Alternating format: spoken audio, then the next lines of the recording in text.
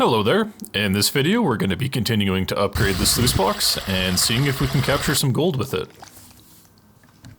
In the last video we were able to install this plastic base and successfully run the sluice box as a power sluice, but the hopper design left much to be desired.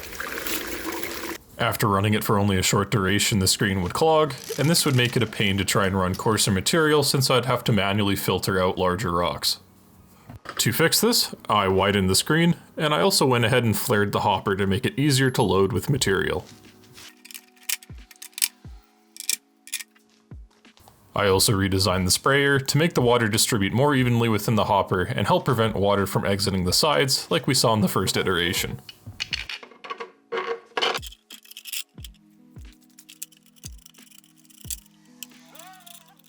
With the new design installed, it's time to head back outside.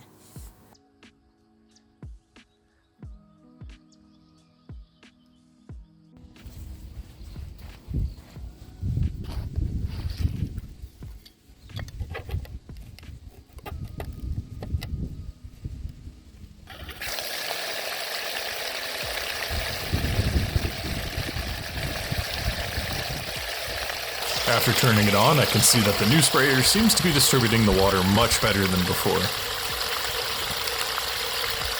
And the system as a whole looks like it's ready to start running some dirt through. I went ahead and dug a hole into some coarser gravel, and we'll get to see whether or not the new screen works.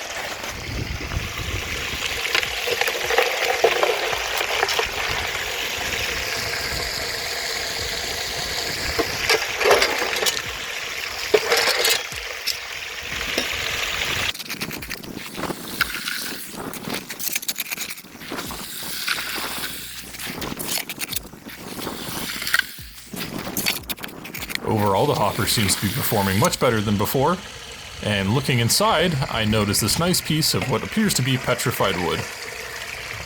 Neat. One downside of the wider screen, though, is some larger rocks are making their way through and clogging up some of the riffles, but that's a trade-off I'm willing to make since I usually clean out before the riffles ever get close to full. Speaking of cleanouts, let's give it a quick clean out and see what we got.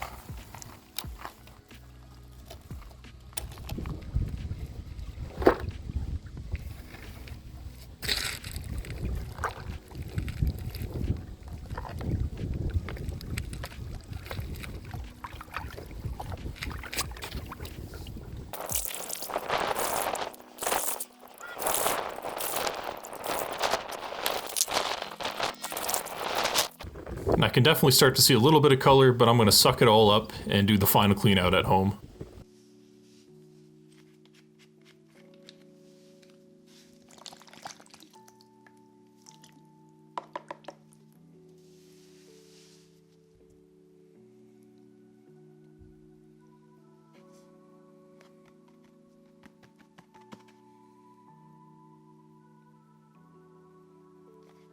I can definitely start to see a little bit of color at the top. Nothing large, it's all really tiny flower gold, but it's still cool to see.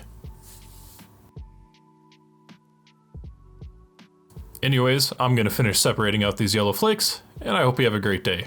Thank you for watching.